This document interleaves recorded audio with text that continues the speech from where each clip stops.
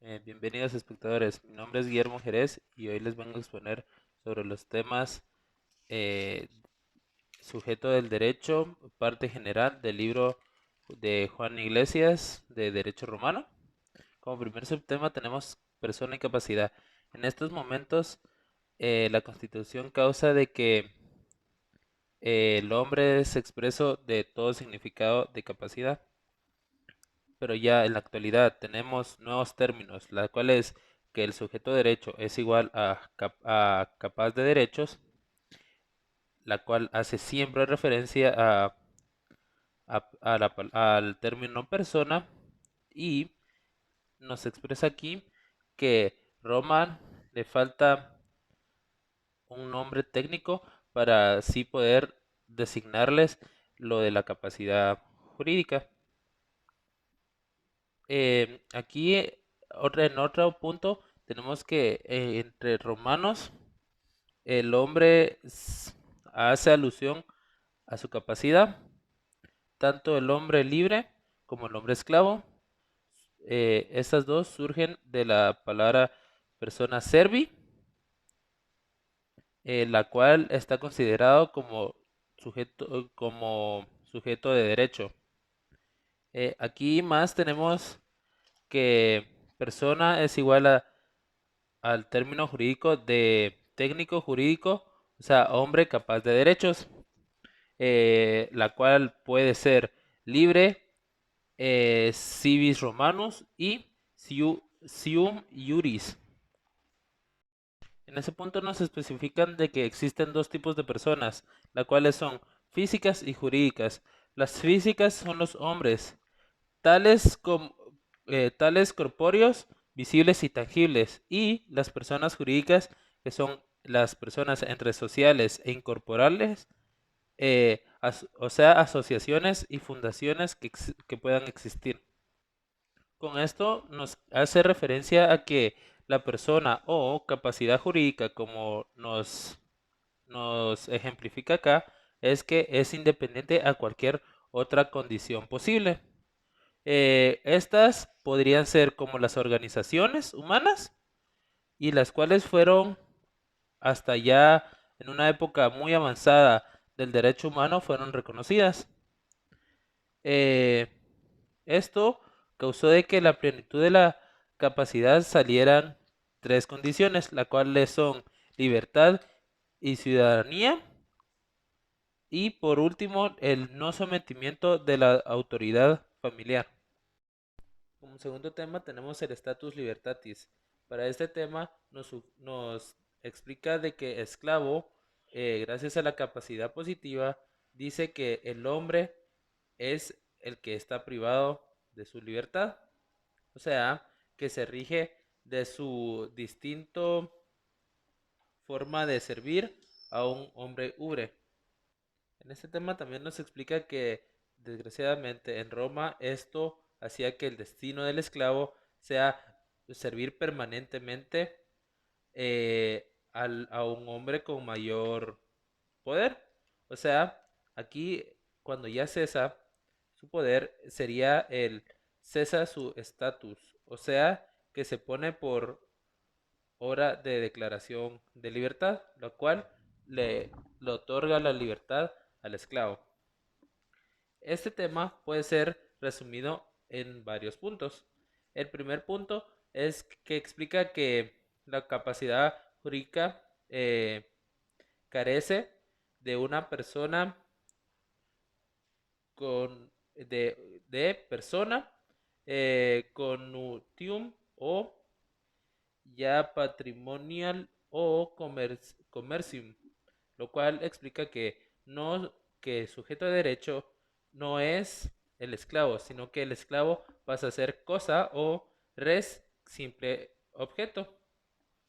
Como segundo punto en el que se puede resumir, podría ser el que tiene capacidad de obrar. ¿Esto qué significa? Que cada uno puede o obrar porque sea contratado o porque sea castigo penal, o sea, que haya cometido algún delito y lo hayan castigado a ser esclavo y a practicar varios trabajos pesados. Como tercer punto en el que se puede resumir, nos dice que el esclavo eh, tiene capacidad de personalidad natural, o sea, que entre esclavos pueden colaborar para realizar una familia, o sea, para procrear y poder unirse en matrimonio. Como cuarto punto en el que podemos resumir es que en este punto los esclavos llegan a tener personalidad religiosa, ya que estos pueden llegar a formar parte de una iglesia, poder ser sepultados y poder convivir y incorporarse a ciertos rituales, como pueden ser el entierro, la velación, entre otros. Para terminar con este tema, tenemos las causas por las que los hombres podrían llegar a ser esclavos. Estas podrían ser por nacimiento, o sea, que los padres de estos se hayan sido esclavos.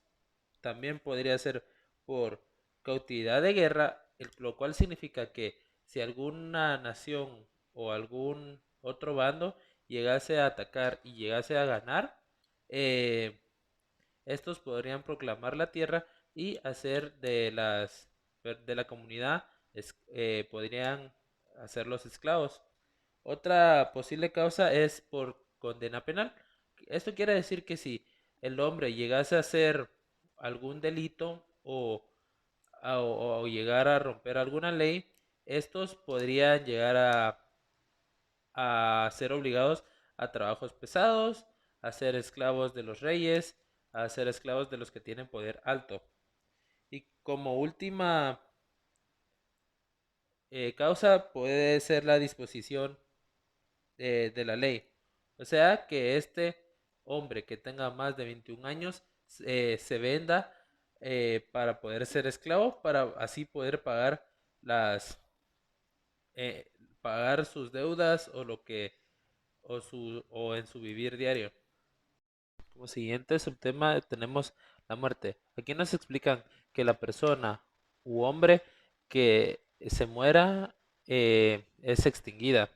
O sea, que cuando uno ya deja de vivir, se extingue.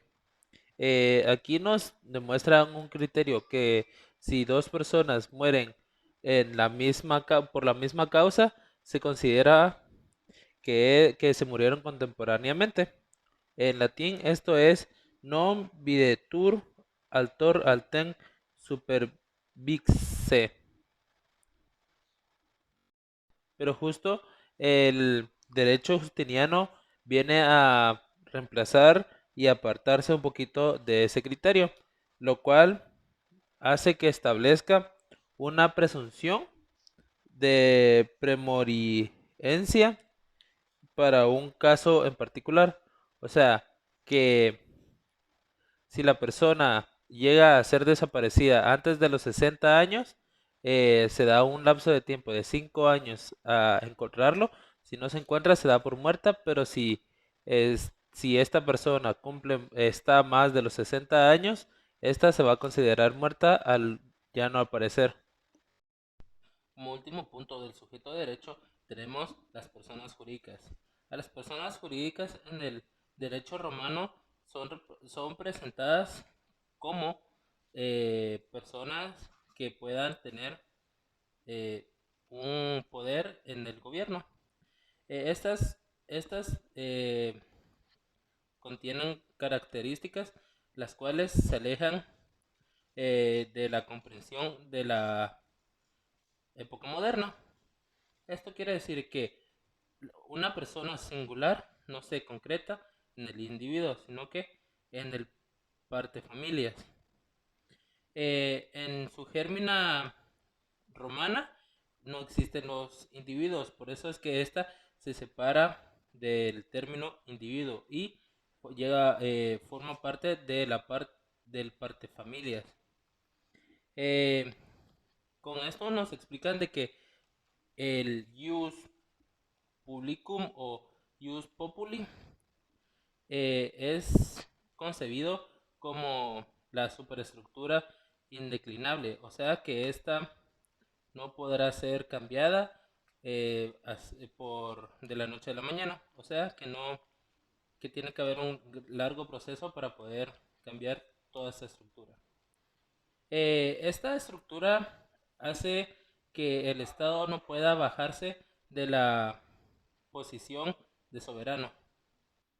El Estado o el populus tienen, estas pueden tener patrimonio, pero los bienes que integran el mismo no son susceptibles de propiedad privada. O sea, que lo que pertenece a todos no puede pertenecer a nadie en concreto. O sea, que no puede ser solo una persona dueña de eso. Aquí nos expresan de que no son personas jurídicas los antiguos colegia y sodavitates, o sea, los antiguos colegios y las sociedades antiguas.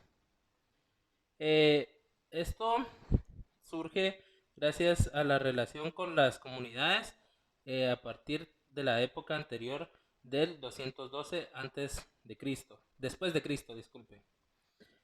Para terminar con esto, tenemos las asociaciones, las cuales son la colectividad de personas unidas entre sí, consideradas como sujeto de derecho, y algunas de estas pueden ser societas, ordo, sodalitas, sodilicium, colegua, corpus universitas.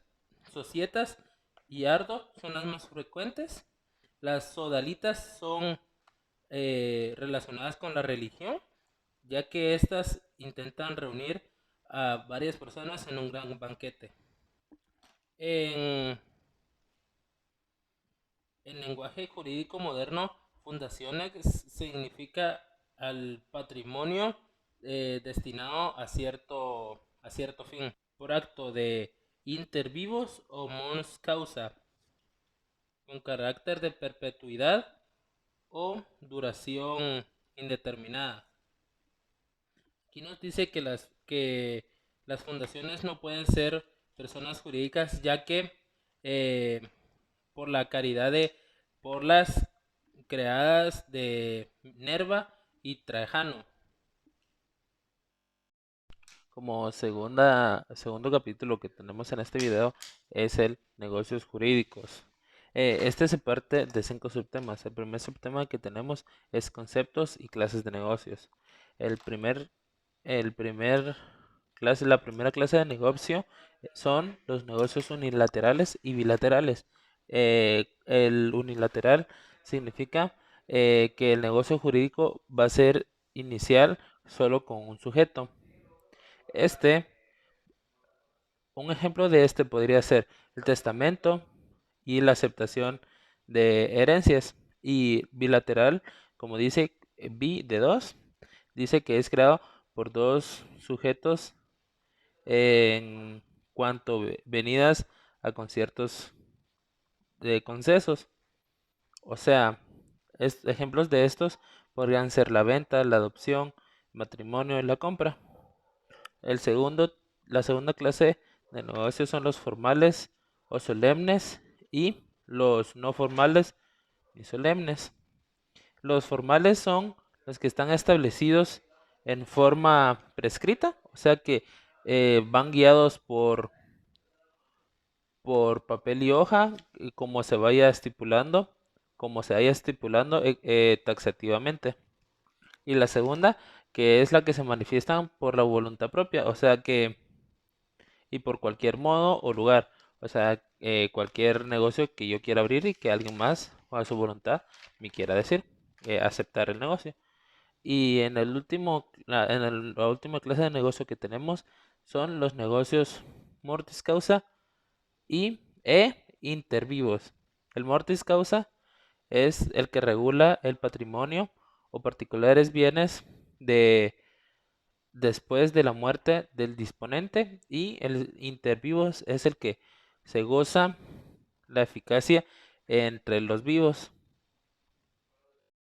Como último punto, para terminar con este video, tenemos la convalidación y conversión de negocios. Esto empezamos que el negocio que sea efectuado de invalidez, esto causará que se produzcan efectos jurídicos de acuerdo con un principio general y para poder convalidarlo mediante se tendrá que hacer mediante la confirmación o ratificación de los hechos. Aquí nos dan a explicar que la conversión tiene un gran punto de, de relación con los negocios, ya que esto se tendrá que hacer porque se tienen que realizar los negocios que se estipularon desde un principio y esto tiene lugar cuando un negocio es nulo o no reúne los requisitos específicos de un determinado tipo. O sea, que si algún negocio no llega a tener las características que pide las leyes o lo que rigen la creación de negocios, este no será permitido hasta que reúna los requisitos apropiados. Eh, gracias por pasarse al video.